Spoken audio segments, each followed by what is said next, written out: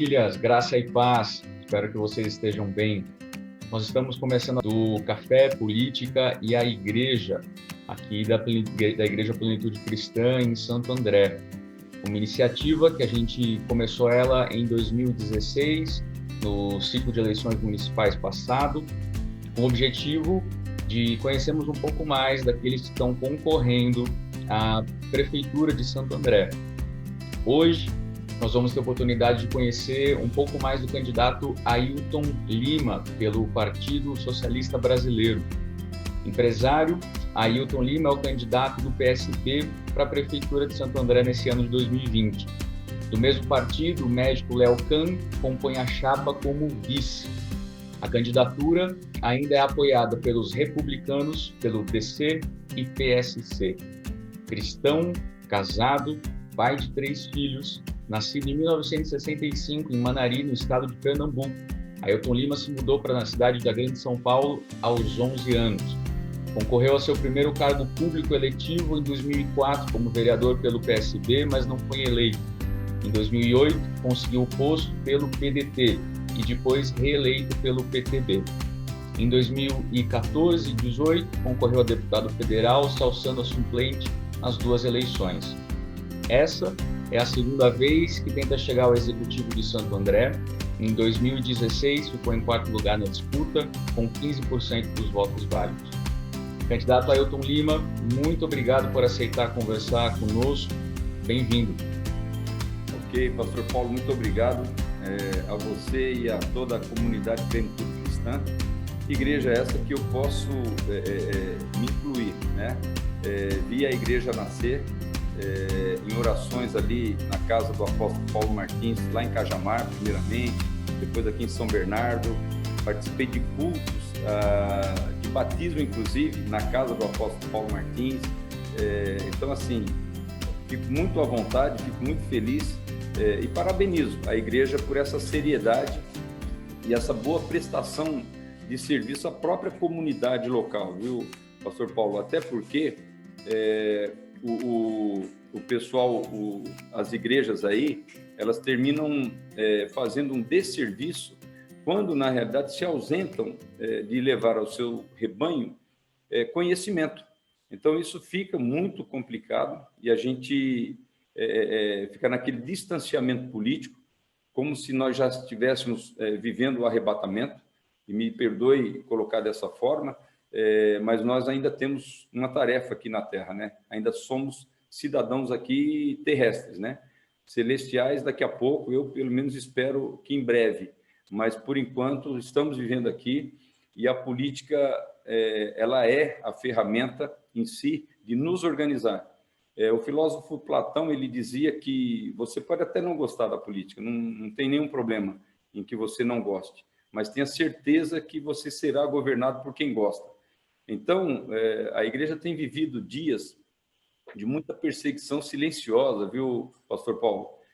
Hoje, toda a igreja, inclusive a Plenitude, ela está debaixo de normativas aqui no município e no estado de São Paulo. Não está escrito implicitamente na lei, mas eu fui legislador durante 8 anos e posso dizer o seguinte: em uma igreja hoje, a unção com óleo, você colocando a mão sobre o enfermo, ela, dentro do protocolo que o município adotou, não pode. Expulsar um demônio aí, se alguém, durante a liturgia do culto, né, terminar se manifestando aí, alguma coisa dessa forma, também não pode ter ali a imposição de mãos.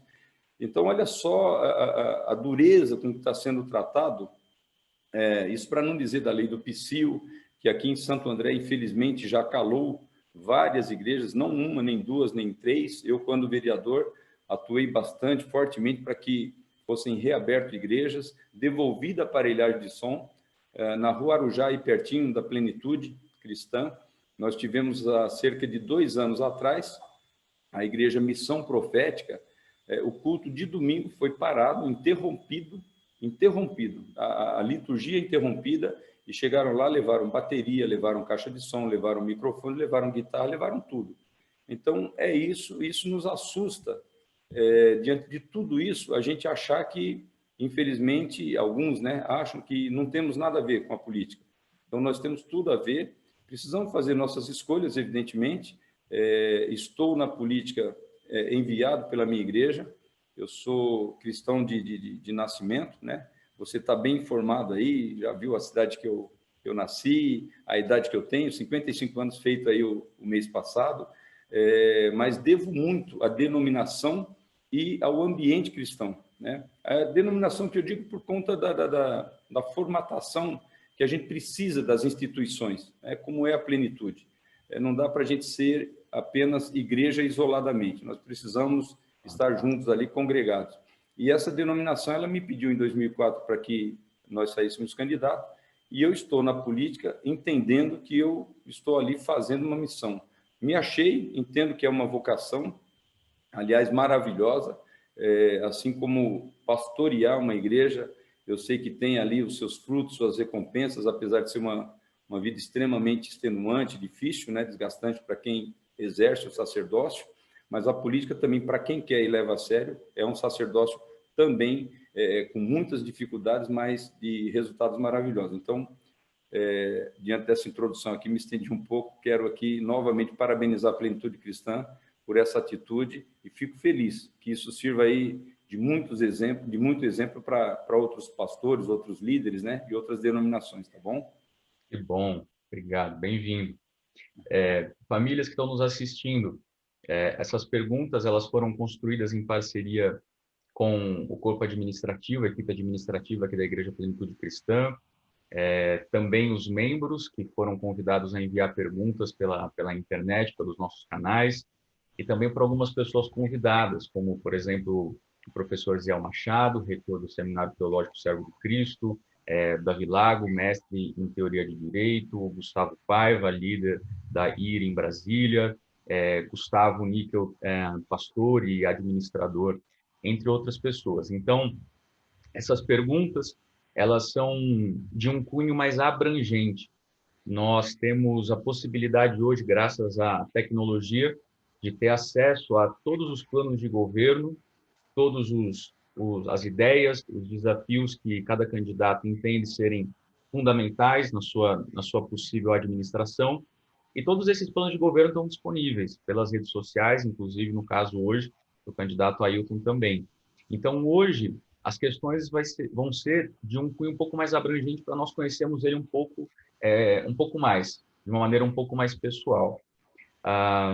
O intuito dessa plataforma, candidato, é para a gente conseguir reeducar um pouco a questão política da nossa nação, até mesmo, com certeza que nós não vamos ter concordância em todas as questões, e isso é extremamente natural e verdadeiro para absolutamente todos os candidatos.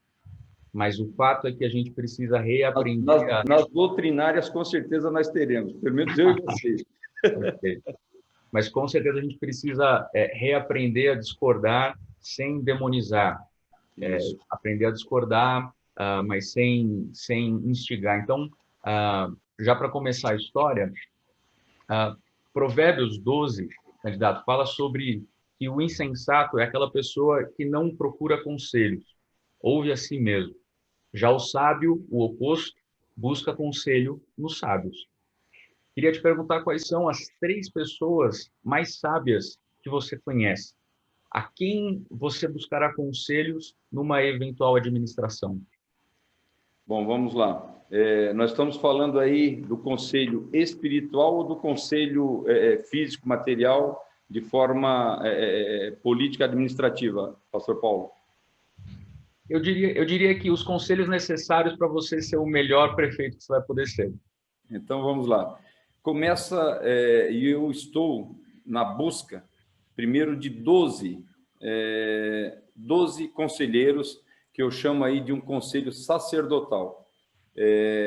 Confesso que eu ainda não tenho esses 12, Deus já me colocou no coração alguns, tá? Espiritualmente falando, eu posso aqui, inclusive, corro, né, o risco de alguém falar assim, puxa, mas vai governar dessa forma? Vamos governar dessa forma.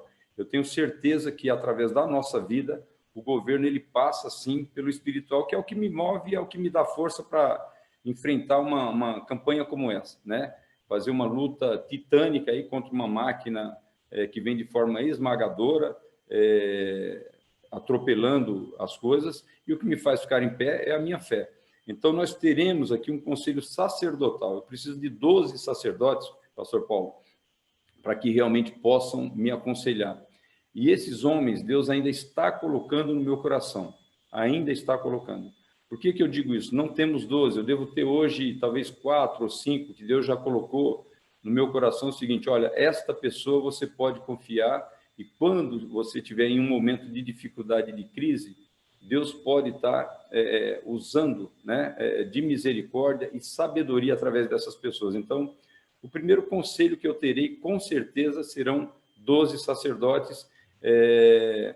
Deus já nos colocou, pastor Paulo, essa vivência, essa experiência, tanto na política quanto também na área eclesiástica e na área cristã, para que a gente possa depurar e separar aquilo que realmente convém e o que não convém, aquilo que vem de Deus, aquilo que não. Então, experiência eu tenho vivido bastante, acumulado bastante, e uma das qualidades que eu vou precisar nesses sacerdotes, tá, é a coragem de chegar para mim e me trazer repreensão, principalmente, porque adulação e bajulação, pastor Paulo, infelizmente, depois de eleito, é o que mais existe, tá?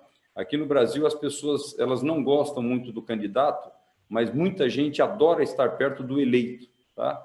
Então, eu já tive experiências de acompanhar 3 prefeitos, o Aidan Ravin, quando eu estava vereador de primeiro mandato, depois o Grana, quando eu estava no segundo mandato, e o Paulo Serra, agora, que inclusive fui secretário.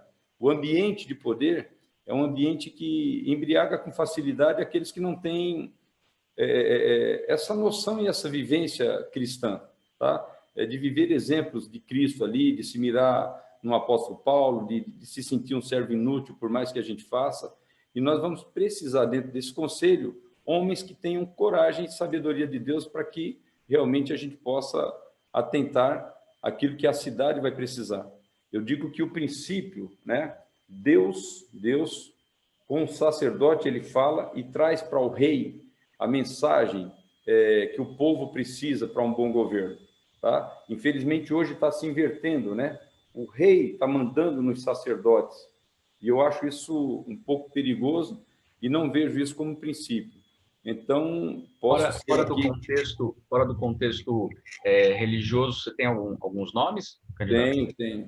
Tenho sim. Tenho o doutor Antônio Monte, ele foi presidente da COP por alguns anos, tá? Pegou a COP numa situação de bastante dificuldade e fez da COP a grande cooperativa de consumo que ela hoje é no estado de São Paulo e uma das maiores do Brasil. Nós temos aqui, em 2016, a gente começou a preparar um plano já de recuperação para a cidade e tivemos ali ajuda, por exemplo, de homens como o doutor Sidney Munerati. Ele foi presidente da CISA, mas antes de presidir a CISA, ele foi um executivo de muito prestígio na Pirelli. Nós temos aí amizade com o doutor Renato Boaventura. Ele presidiu a Rodia até agora, 2, 3 meses atrás. Ele tem uma história bonita, ele é um andreense, entrou na Rodia ainda menino e se tornou o mais alto executivo da empresa. Então, essas bases todas a gente vai estar trazendo, tá? Tem hora que vai ser necessário muito o conselho espiritual, mas é claro que a gente vai ter que ter ferramenta de gestão, porque a cidade precisa e precisa bastante. Então, isso está um pouco de um compêndio. Nós temos outros, Vanderlei Retondo, executivo da Unipar Petroquímica durante 35 anos. Nós temos hoje o professor Daniel Vaz, ele que é um dos diretores ali da USCS, ABC. Nós teremos aí parcerias com a Fundação Santo André e todo o corpo diretivo dela, parcerias com a Universidade Federal, a UFABC, aí pertinho da Plenitude Cristã. Então, será um vasto conselho. E tem um outro conselho que o jornalista Daniel Lima, ele chegou a sugerir para o atual governo, e o atual governo achou que não era necessário e tal, terminou até tendo lá uma certa cisão, que é um conselho de notáveis aqui da cidade. Eu tenho procurado, por exemplo, a CISA, tá certo? Tenho procurado já algumas pessoas da OAB, Então, nós vamos ter que ter muito mais gente, a sociedade civil organizada participando de um mandato, porque Paulo Henrique, ou o pastor Paulo, me perdoe aí, o lápis aqui de intimidade, tá? Uma cidade como a nossa, 750 mil habitantes, um orçamento hoje de quase 4 bilhões, é muita coisa para um candidato eleito a prefeito imaginar que ele pode tocar sozinho. Infelizmente, hoje a lei permite. Nós temos um exemplo hoje na cidade, um pouco nisso, tá? Uma Câmara Municipal bastante acanhada, dizendo amém para tudo. Isso é ruim. Você governar sem oposição é ruim, porque você fica ali dentro de um ambiente, eu diria que uma redoma, né? Com todo mundo dizendo, olha, está tudo bem, e não é bem assim. Então, eu já tenho dificuldades em tomar decisão sozinho, viu? Eu já gosto de seguir o conselho de Salomão. Na multidão de conselhos habita a sabedoria. Não que eu tenha a falta de atitude para tomar as decisões na hora necessária, mas me sinto mais confortável ouvindo mais pessoas. Muito bem. Sobre vida pessoal, candidato, a Bíblia, ela nos ensina em alguns dos seus livros que sem honestidade, sem integridade, a liderança ela torna-se destrutiva, perniciosa. Então, dentro desse contexto, eu queria que o senhor compartilhasse qual foi a sua maior falha moral na sua vida. Minha maior falha moral? Isso, na sua história, na sua trajetória. Eu acho que foi quando eu estava solteiro, né? A gente teve... Eu saí da igreja, pastor Paulo, como eu fui criado desde a infância, desde o ventre, né? Praticamente num ambiente cristão e de igreja, e a igreja, na nossa época, né, 40, 50 anos atrás, o uso e costume era muito pesado, muito firme, né? Não podia jogar bola, não podia... Lá em Pernambuco não podia nem usar camisa de manga curta, para você ter noção, tá? E a gente foi criado assim. Por volta dos 18 anos, eu preferi, né, para não ferir a igreja em que eu congrego até hoje, eu preferi me ausentar da igreja. Eu saí, me desviei, fiquei 12 anos fora, né? Nesses 12 anos, Deus me teve misericórdia, cuidou de mim, me deu a minha esposa, a família que eu tenho, mas eu tive um namoro de uma semana com uma moça e depois de 8 meses depois, tive um namoro de uma semana, 8 meses após, um amigo meu disse que tinha uma moça se dizendo grávida de mim. No dia seguinte, ela me ligou, eu não acreditei, achava absurdo, ela já estava envolvida com uma outra pessoa desde então, desde aquela fase lá e tal, mas ela me disse que estava grávida. Eu não acreditei, a gente terminou discutindo, eu estava começando a namorar com a minha esposa, a Patrícia, tá? E aquela história ficou lá adormecida, né? Mas aquilo me incomodava, ficava aquela ideia, né? Puxa vida, pode ser? Pode, né? Foi um namoro de 2 dias, mas pode ser. E eu deixei essa questão e, graças a Deus, que 12 anos após eu já estava casado, tinha já as minhas 2 filhas, a Jaqueline e a Nicole, uma estava com 6, a outra estava com 2, e conheci o Guilherme. Então, durante esse tempo, né, eu fiquei naquela lacuna, puxa vida, e se for verdade, a minha história, eu fui um filho criado sem pai. Então, o que me vem de memória é isso. Me cobrei durante algum tempo e perdi, né, 12 anos de convivência com o Guilherme, que hoje, graças a Deus, está comigo, está lá me ajudando bastante, com a Patrícia lá na gráfica e tal. Mas isso eu acho que foi uma falha. Eu poderia ter procurado verificar melhor já na época, né, que eu fui comunicado. E eu não acreditei e deixei essa história para 12 anos depois Deus fazer esse reencontro. E sobre o Brasil, qual seria, na sua opinião, a maior falha moral do Brasil?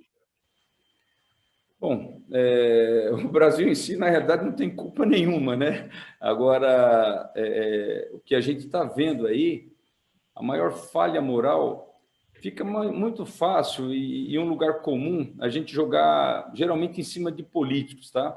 Isso não é pelo fato de eu estar na política, mas me incomoda um pouco essa tranquilidade que nós, brasileiros, hoje, vivemos uma crise moral estupenda, enorme, absurda, ou seja, a lei de Gerson imperando, tá?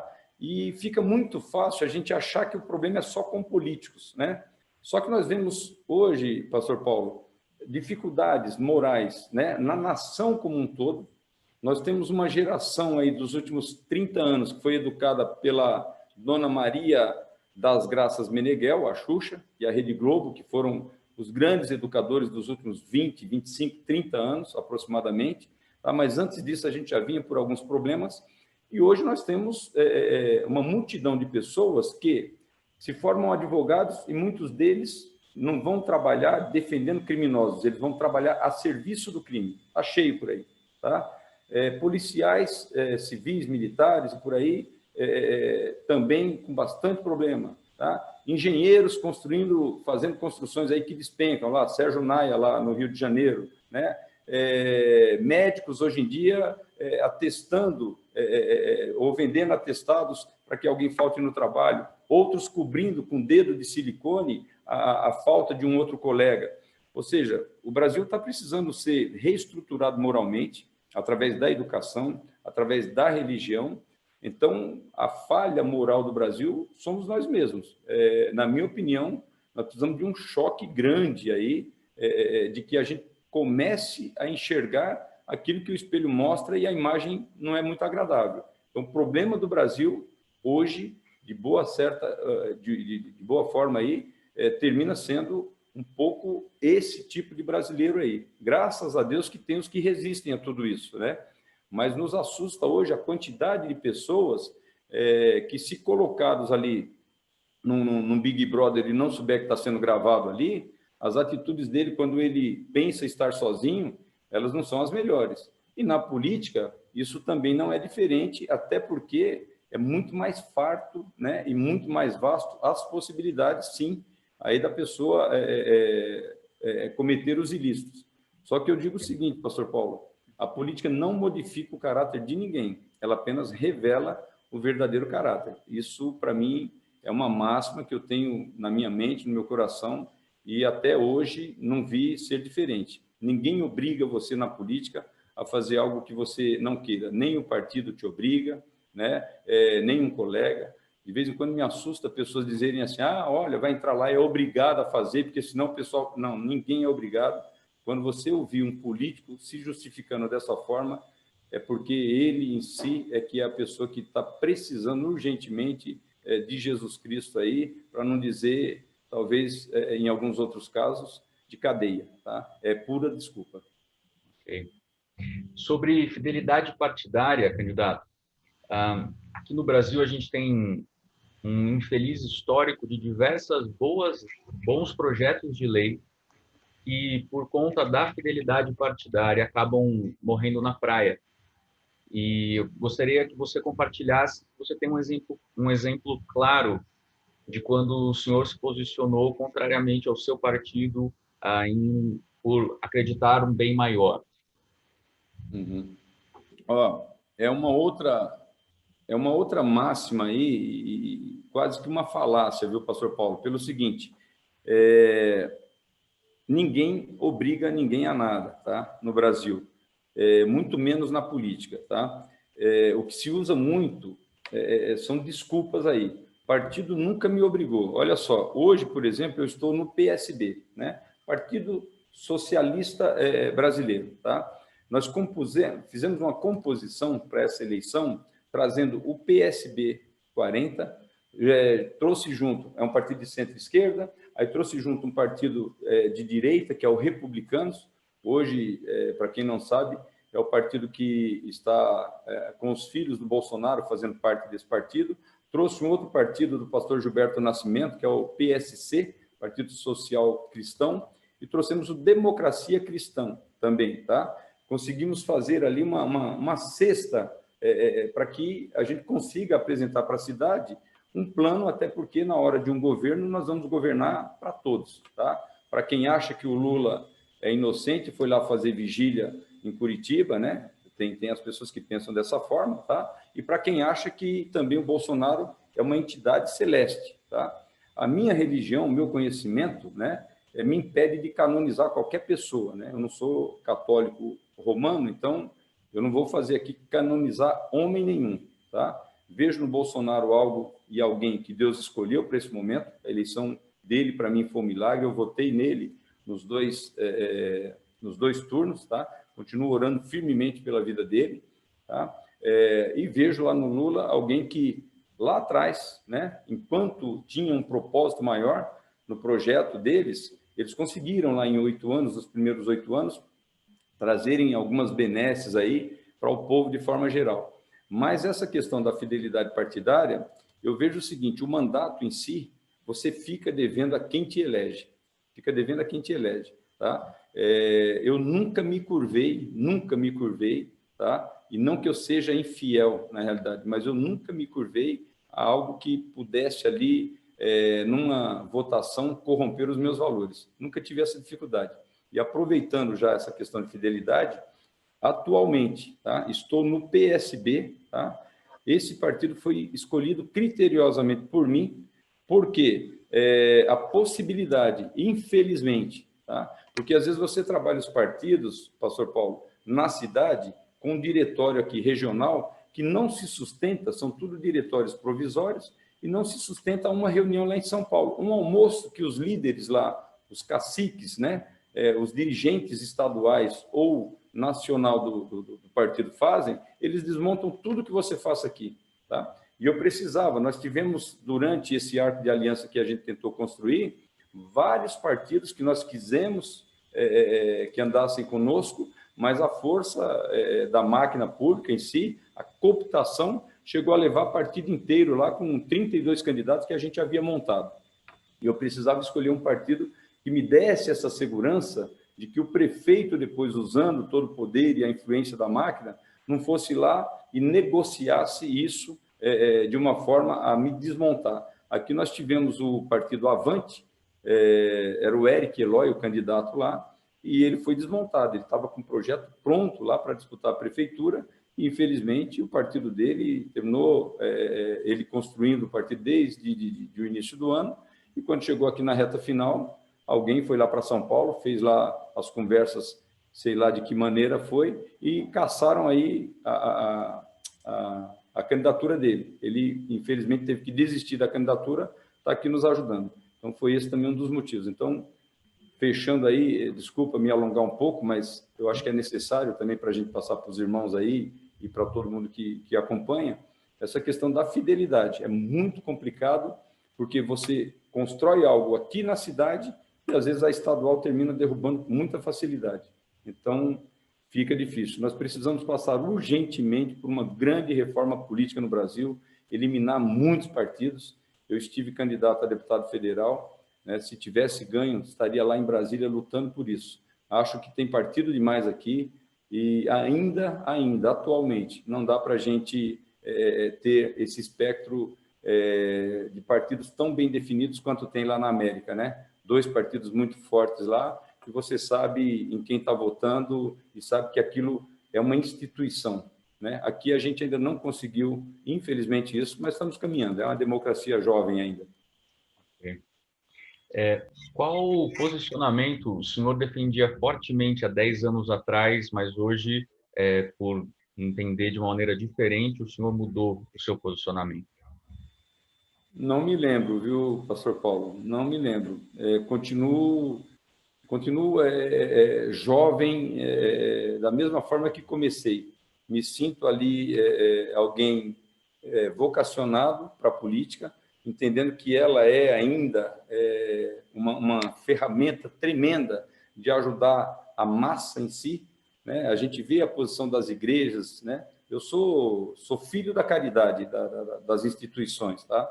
Aqui a gente não passou mais fome, não passamos mais necessidade, porque a instituição e os irmãos nos acalentaram. Nós tivemos 2 ocasiões em São Paulo, uma em 69 para 70, eu tinha 4 anos de idade, meu irmão 2, nós viemos para cá de Pernambuco, minha mãe atrás de restaurar o casamento, meu pai não quis, ela ficou em depressão, serva de Deus, batizada com o Espírito Santo, tudo, entrou em depressão, precisou ser internada, porque a depressão foi profunda, foi internada em um sanatório. Nesse momento a igreja nos acolheu, eu com 4 anos, meu irmão com 2, nos levou de volta lá para a nossa região, para Pernambuco, Lá ela foi curada com jejum e oração, não tinha médico, não tinha psiquiatra nem nada.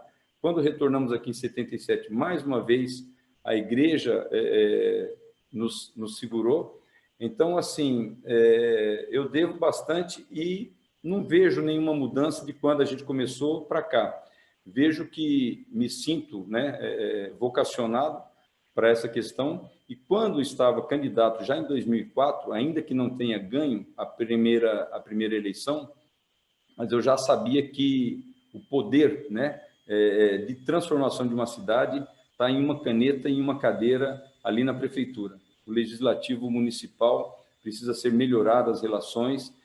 Hoje o vereador, infelizmente, ele trabalha ali apenas como um advogado de pequenas causas, é muito pouco, e se a gente quer transformação, realmente o poder é no executivo, e aí a gente vem batalhando por isso. Eu tenho certeza que não tem nada que eu tenha perdido, pelo contrário, tem muito que eu quero colocar em prática a partir do ano que vem. Ok. Qual foi a decisão mais difícil que o senhor tomou na sua vida? E qual foi esse processo até essa tomada de decisão? Foi aceitar o convite da igreja para entrar na política. Não foi desejo meu, não foi, né, não tinha esse despertar. Até pensava em um dia, quem sabe, né, tentar ser prefeito lá na minha cidadezinha, em Pernambuco, chama-se Manari, é o menor IDH do Brasil, segundo o Fantástico, mas eu conheço cidades lá que ainda têm mais dificuldade que a minha, e isso até me passava pela cabeça, mas aqui em Santo André, uma cidade grande, eu não me via com base, né? E quando o meu pastor me convidou, me solicitou para nos enviar para a política, foi realmente uma decisão muito difícil. Tive que conversar com a minha família, né? Minha mãe, minha esposa, filhos ainda eram pequenos, a Jaque tinha 6 anos, o Guilherme eu ainda não tinha conhecido ainda, e a Nicole tinha 2 aninhos, né? Foi uma decisão difícil pelo seguinte: até então eu era aquele modelo do migrante nordestino, de alguém que veio, viu e venceu, né? Não que a gente tenha alguma riqueza material, não nesse sentido, mas alguém que chegou aqui como filho de uma empregada doméstica, uma costureira, começou o seu negócio. Sou da indústria gráfica até hoje, né? Começou o seu negócio dentro de casa, num quarto de casa, que foi para uma garagem, que depois foi para um salãozinho, depois para um prédio próprio, depois ganhei o meu patrão para Cristo, ele virou meu sócio. Tinha uma história muito bonita, né? Aliás, não tem uma história muito bonita por trás de tudo isso, e até então eu poderia comprar o carro que eu quisesse e andar com ele, seria ali um estereótipo até do camarada que deu certo. Quando você entra na política, você abre mão de tudo isso e, por conta de qualquer que seja o salário que você receba da vida pública, você está sujeito ao crivo e ao julgamento de quem nunca te viu. Então, foi uma decisão muito difícil essa. Para mim, a mais difícil. Bom, candidato, falando sobre aborto, eu sei que é uma questão que extrapola toda até a parte de um prefeito, mas como o objetivo é conhecer mais sobre o senhor, então a gente traz alguns temas maiores. Existe uma estimativa no Brasil de que são realizados 1 milhão de abortos no país por ano. E aí a pergunta é, na sua opinião, em qual estágio um bebê ele merece ter direitos humanos? Eu fico com a posição da minha igreja, viu, pastor Paulo? Em algumas questões, né? Em algumas questões, eu fecho com a posição da minha igreja. Eu tenho uma vida inteira, né? Dentro desse ambiente, tá? Para mim é muito tarde eu poder ou eu querer abrir mão dessas convicções.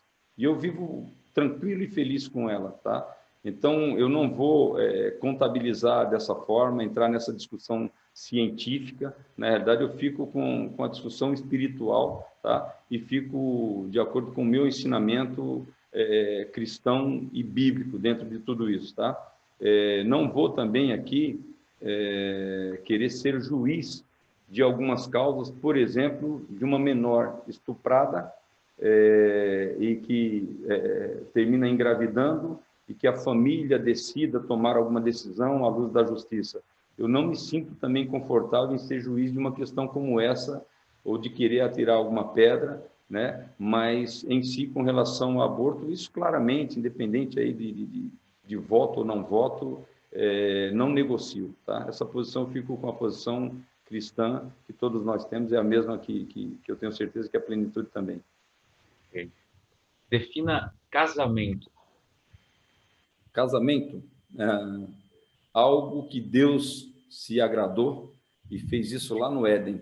E para mim, a figura de casamento, ela é do jeito que Deus criou. Tá tudo certo na maneira que Deus fez. Não vejo onde o homem possa acrescentar uma única vírgula nessa construção que Deus fez. É macho e fêmea, é assim que se forma a família, é assim que se multiplica, é assim que se povoa a terra, e não acho, imagina, não é nem achar, eu preciso de um outro adjetivo, né? Eu discordo de qualquer pessoa que entenda que possa fazer melhor do que o que Deus fez. Não tenho nenhuma dúvida com relação a isso, tá? E olha, embora, novamente, tá? Quem quiser fazer o que quiser com os seus corpos, Paulo, eu sou porteiro de igreja, né? Eu sou diácono da minha igreja, e lá eu fui ensinado o seguinte: eu recebo de braços abertos qualquer pessoa. Pode ser o travesti, pode ser o assaltante de banco, pode ser o casal homossexual. Chegou na nossa igreja, chegou na minha porta lá, a minha função ali é estar com o coração limpo, mente aberta e acolhê-los com todo amor, tá? Isso eu vou fazer sempre. Ok. Candidato, o mal existe, na sua opinião? Se sim, como devemos lidar com ele? O ignoramos, negociamos, resistimos ou procuramos derrotá-lo? Resistir e procurar derrotá-lo. Ele existe sim, claro, né?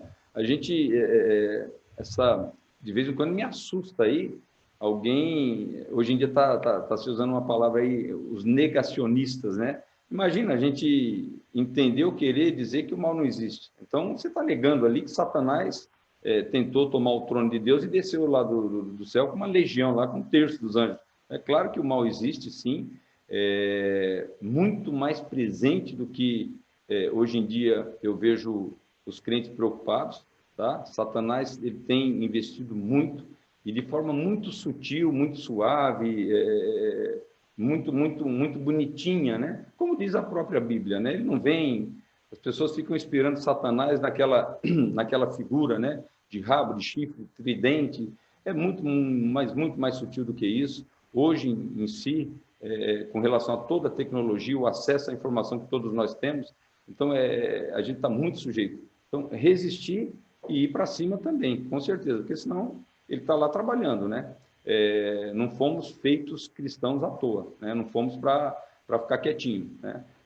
Discordo desse negócio. Eu sei que tem gente que está na igreja, que vai ser salvo, apenas sendo membro, vai lá no culto, ora a Deus, vai para casa e está tudo certo, beleza. Salvação não tem relação com algum ativismo, né? Mas em mim está o ativismo, não tem jeito. Então, não fico quieto de jeito nenhum. E se eu puder lutar, resistir sempre, né? E lutar também. Acho que as duas coisas a gente tem que fazer. Ok. Quais juízes do STF o senhor não teria nomeado? Meu Deus do céu. Puxa vida. Hoje lá, eu acho que o Bolsonaro nomeou um agora que eu ainda não tenho nenhuma ação de julgamento. Mas olha, tá difícil até por nome agora, viu, Pastor Paulo? Eu acho que quase todos ali. O que o STF tem feito com o nosso país é um negócio tão maléfico. Eles quererem se apossar de uma competência que não é deles. De novo, né? Aqui na cidade nós já temos um cargo de prefeito que é muito poder na mão de uma pessoa só, e agora nós temos um Supremo lá, entendendo que uma dúzia e pouco lá, de 11, 12 ministros lá, conseguem sozinhos, né? Não precisam de mais ninguém para decidir o destino de uma nação inteira por completo, como estão fazendo, impedindo um presidente de governar. Então, hoje lá, quase todos. Eu não vou... Olha, precisaria estudar muito mais ali ainda. Eu sei que agora já se aposentou um lá, já vai tarde, outros lá. A maioria, hoje eu vejo com atuação mas muito dissociada do que deveria ser uma Suprema Corte. A começar pelo seguinte, boa parte do Brasil hoje conhece por nome todos os ministros. Se realmente fosse uma Suprema Corte de forma isenta, eu acho que a gente não deveria conhecer nenhum, porque o trabalho deveria ser bem discreto deles. Tá? Agora, coisas assim como Gilmar Mendes, Lewandowski, Marco Aurélio de Mello, Dias Toffoli, Alexandre de Moraes, aí, pelo amor de Deus, essa turminha aí, né, para não dizer assim quais os que a gente manteria, né, eu vou dizer aqueles que a gente tem uma certa rejeição aí, quase que ojeriza, tá? Estão se intrometendo demais em competências que não são deles. Ok. Gostaria que o senhor citasse um acerto, na sua opinião, da atual gestão na nossa cidade. Vamos lá. O pessoal, tem gente aqui ao lado, já começaram a rir, mas aí o pessoal tem que desculpar aí, a gente está em clima de campanha, eu estou no escritório aqui, então é natural a gente ter ali um pouco o fígado na coisa, né? Eu fiz parte da atual gestão, Pastor Paulo, e fui para lá com o coração muito, muito, muito em paz para contribuir com a minha cidade, principalmente na questão do desenvolvimento econômico. Para mim, Santo André, ela é grande, já foi maior, já foi melhor, e a gente precisa recuperar. Dentro desse principal acerto, eu vejo o seguinte: a zeladoria da cidade, em alguns pontos, principalmente na região central, ela está sendo feita, tá? Muito embora, aí não tem jeito de eu falar de uma coisa sem dizer da outra, né? Isso está querendo, a atual administração está vendendo isso como se fosse obra. E eu aproveito aqui para o canal aqui com vocês para dizer, olha, está longe disso, né? A Plenitude é uma das igrejas, um dos templos que a gente chega e está muito bem arrumado, mas muito bem. Tanto do receptivo, das pessoas, o traje delas, o chá que vocês colocam ali em dias frios, um chocolate, uma água fresca com hortelã, nos dias de mais calor, tudo isso eu reparo bastante, né? Um banheiro bem asseado, um piso muito bem limpo, mas, Pastor Paulo, deveria ser assim em todos os outros tempos, né? Isso eu vejo como obrigação. Então, quando a gente vê o capim que está sendo cortado, a grama, né, sendo aparada, uma guia sendo pintada, ou um asfaltamento numa rua que precisa ser feito, ainda que a maneira como está sendo feita, essa escolha, eu discordo, que é apenas para uma vitrine, mas essa parte eu acho que está em ordem, precisando aumentar muito mais. Aqui na Rua das Figueiras, por exemplo, a gente teve, acho que uns 2 ou 3 recapeamentos. E agora há pouco eu estava vindo de uma região que tem gente lá que, para subir agora à noite, em algumas vielazinhas lá na Vila João Ramalho, o pessoal do Eucalipto lá, tem que subir engatinhando lá, porque não tem sequer uma escada, é barro, não tem um corrimão. Então, é isso. Então, tem ali zeladoria querendo ser entregue como obra, zeladoria não é obra, manutenção da cidade não é obra, mas eu diria que talvez seja aí o grande trunfo, né, que a atual administração vai querer entregar. Para quem é mais leigo, talvez compre isso como alguma obra, né? Eu não vejo dessa maneira. Ok. Candidato, uma das coisas que a gente tem percebido na pele nesse tempo é a questão da polarização extrema política no Brasil e se tornando cada vez mais violenta. Então, essa pergunta seria: o que o senhor tem planejado para apaziguar, para acalmar, para reconectar os lados que estavam tão opostos e sem diálogo, sem qualquer tipo de paz para tratar os assuntos, por exemplo, políticos de uma cidade? Que bênção a sua pergunta, viu, Pastor Paulo? Que bênção, porque o meu coração está cheio, mas muito cheio, exatamente desse sentimento de buscar os extremos e trazer para uma centralidade, né? Principalmente vertical, se a gente puder. Tá? Esse ódio de classes que foi pregado no Brasil durante os últimos 30 anos, né? de colocar ali branco contra preto, preto contra branco, hétero contra homo, homo contra hétero, capital contra trabalho e vice-versa.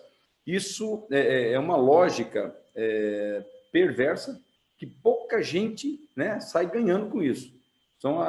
É a meia dúzia que está no status quo de controle, tá? É dividir para governar, né? Divide todo mundo para governar, tá?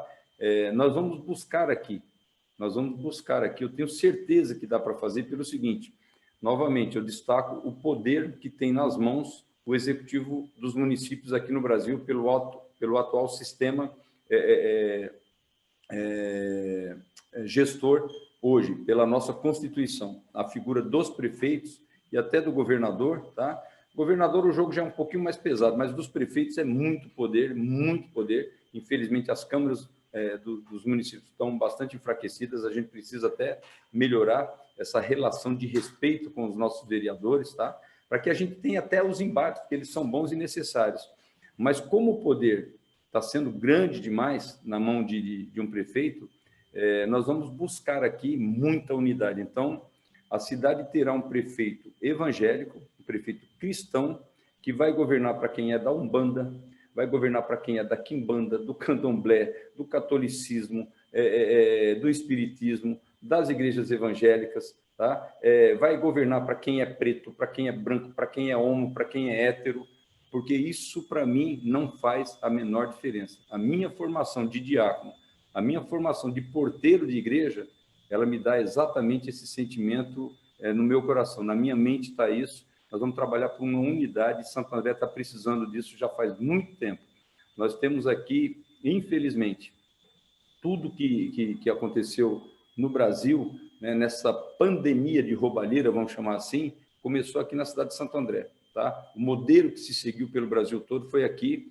Tem sangue de prefeito derramado, querendo ou não, é uma autoridade constituída, e aqui foi morto um prefeito, foi assassinado de uma forma cruel, de uma forma covarde, e Santo André tem perdido de lá para cá, assim, absurdos. A cidade tem empobrecido, nosso hino, que diz que somos gigantesco, viver industrial, precisa ser refeito, precisa ser reescrito.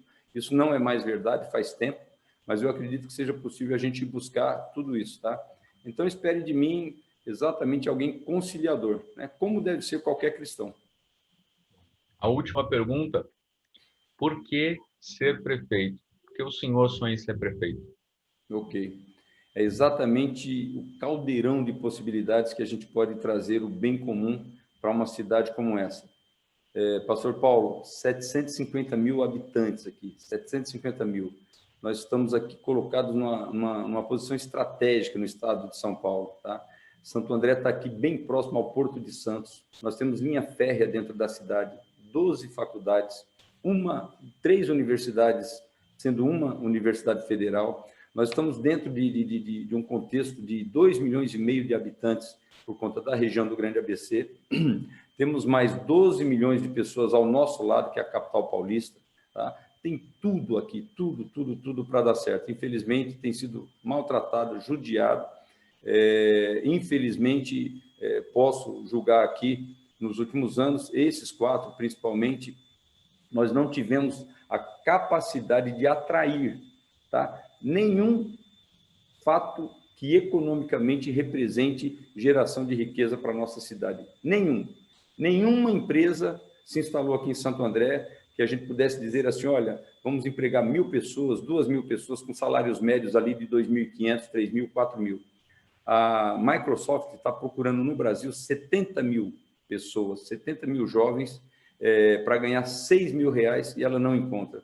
Com uma estrutura dessa aqui em Santo André, nós não fomos capazes, né, de pelo menos preparar 10 mil jovens aí nos últimos 4 anos para que a gente pudesse ser uma força de poder de atração. Então, por que ser prefeito? Primeiro, gratidão por uma cidade que me recebeu aqui, filho de empregada doméstica, né, passando necessidade. A cidade aqui é muito acolhedora, mas muito acolhedora mesmo.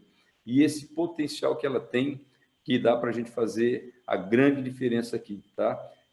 Numa outra oportunidade, se tiver, as eleições agora já mostram um segundo turno, mostram o nosso nome aí como a ida para o segundo turno, tá? Ainda que se pregue outras coisas aí, mas a gente tem os números, nós temos acompanhado, e eu espero até que numa próxima oportunidade a gente possa falar exatamente do porquê votar no irmão Ailton, né? Só porque ele é irmão em Cristo? Não.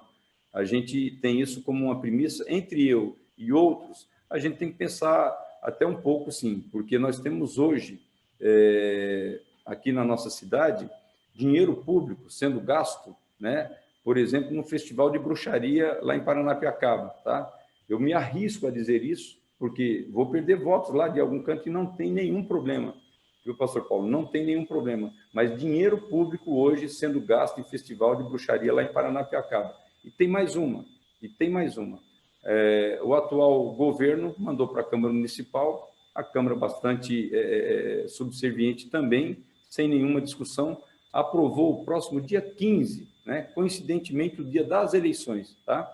Em Santo André terá a nossa cidade no calendário praticamente uma religião oficial, tá? É o dia da Umbanda, tá? Foi enviado pelo atual governo e foi regiamente aprovado lá por todos os vereadores. Mas eu entendo que para ser prefeito não é apenas só por essa questão de posição minha espiritual, mas com certeza ter alguém temente a Deus, sabendo que vai responder isso em algum momento, né? E por toda uma eternidade, eu acho que traz um pouco mais de tranquilidade, principalmente ao povo cristão.